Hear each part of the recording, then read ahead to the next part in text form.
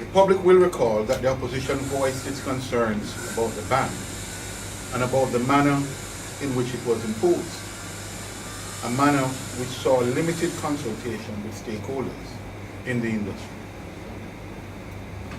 The opposition wishes to make public a letter dated October 10, 2011, from the Jamaica Customs Department to the Shipping Association of Jamaica. And this letter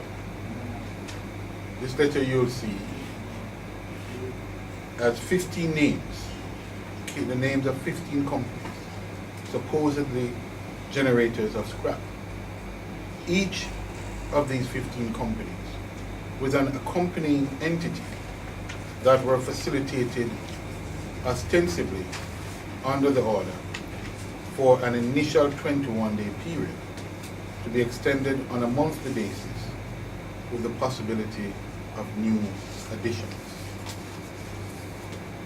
Further research has confirmed that the 15 accompanying entities were in fact not the actual generators of the scrap metal as required by the order, but acted in some other capacity, including as agents for the supposed generators of scrap metal.